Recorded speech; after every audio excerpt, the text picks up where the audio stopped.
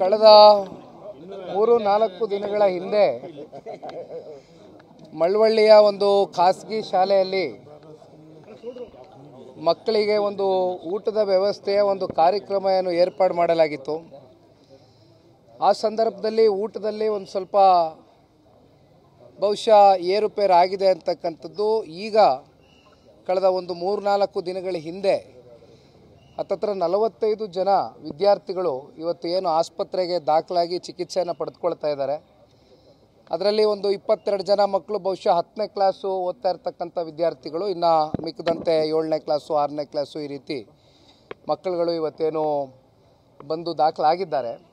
ಆದರೆ ಒಬ್ಬ ಹುಡುಗ ಈಗಾಗಲೇ ಬರಬೇಕಾದ್ರೆ ಬಹುಶಃ ಅಲ್ಲೇ ಡಾಕ್ಟ್ರ್ ಹೇಳ್ದಂಗೆ ಆ ಸ್ಥಳದಲ್ಲೇ ಪ್ರಾಣವನ್ನು ಬಿಟ್ಟಿರ್ತಕ್ಕಂಥದ್ದು ಒಬ್ಬ ಹುಡುಗ. ಜೊತೆಲಿ ಇಲ್ಲಿ ಇನ್ನೊಬ್ಬ ಹುಡುಗ ಬಂದಾಗ ಆಲ್ಮೋಸ್ಟು ಸಿಚುವೇಶನ್ ಭಾಳ ಕೆಟ್ಟದಾಗಿತ್ತು ಅಂತಕ್ಕಂಥದ್ದನ್ನು ಡಾಕ್ಟ್ರ್ ಹೇಳ್ತಾಯಿದ್ರು. ಇಬ್ಬರನ್ನ ಉಳಿಸ್ಕೊಳ್ಳಿಕ್ಕಾಗಲಿಲ್ಲ. ಇನ್ನು ಮಿಕ್ಕದವರು ಎಲ್ಲರೂ ಕೂಡ ಆರೋಗ್ಯದಲ್ಲಿ ಚೇತರಿಕೆ ಕಂಡಿರ್ತಕ್ಕಂಥದ್ದನ್ನ ಈಗ ತಾನೇ ನಾನೇ ಎಲ್ಲ ಅವರ ಪೋಷಕರನ್ನು ಭೇಟಿ ಮಾಡಿದ್ದೇನೆ, ವಿದ್ಯಾರ್ಥಿಗಳನ್ನೂ ಭೇಟಿ ಮಾಡಿ ಅವರ ಮಾತನಾಡಿಸಿದ್ದೇನೆ.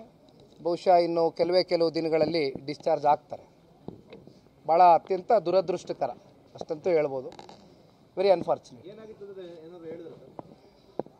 Basically it is food poisoning sir. ಯಾವ ರೀತಿ ಆಯಿತು ಫುಡ್ ಪಾಯ್ಸನಿಂಗು ಅಂತಕ್ಕಂಥದ್ದು ಗೊತ್ತಿಲ್ಲ.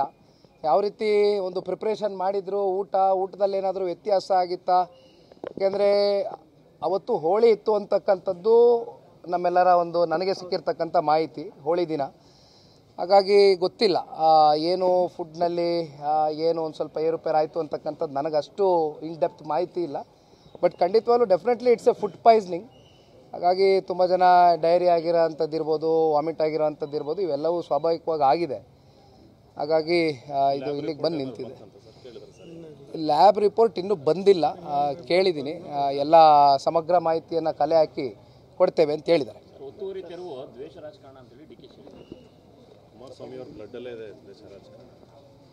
ದ್ವೇಷ ರಾಜಕಾರಣ ಅಂತಕ್ಕಂಥದ್ದಕ್ಕೆ ಭದ್ರವಾದ ಒಂದು ಬುನಾದಿಯನ್ನು ಹಾಕಿರ್ತಕ್ಕಂಥದ್ದು ಕಾಂಗ್ರೆಸ್ನ ಸರ್ಕಾರ.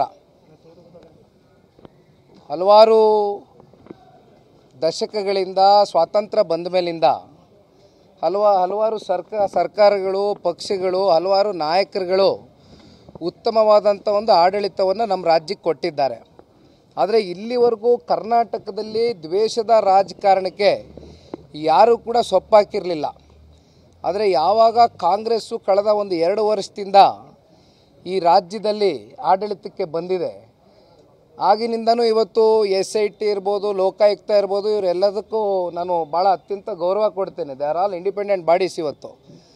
ಆದರೆ ವಿಪರ್ಯಾಸ ಪ್ರಭಾವಿಗಳು ಅವರ ಪ್ರಭಾವವನ್ನು ಬೀರ್ತಕ್ಕಂಥ ಒಂದು ಕೆಲಸವನ್ನು ಮಾಡಿ ಇವತ್ತು SIT ಇರ್ಬೋದು, ಲೋಕಾಯುಕ್ತಾಗಿರ್ಬೋದು ಒಂದು ಕಪ್ಚುಕ್ಕೆ ತೊಗೊಂಡು ಬರ್ತಕ್ಕಂಥ ನಿಟ್ಟಿನಲ್ಲಿ ಹಲವಾರು ಘಟನೆಗಳು ಈಗಾಗಲೇ ರಾಜ್ಯದಲ್ಲಿ ಆಗೋಗಿದೆ. ಅದರ ಉದಾಹರಣೆಗಳು ಮತ್ತೆ ನಾನು ನಿಮ್ಮ ಕಣ್ಣು ಮುಂದೆ ಇಡಲಿಕ್ಕೆ ಬಯಸೋದಿಲ್ಲ. ಅದು ರಾಜ್ಯದ ಜನತೆ ಕೂಡ ಆಗೋಗಿದೆ.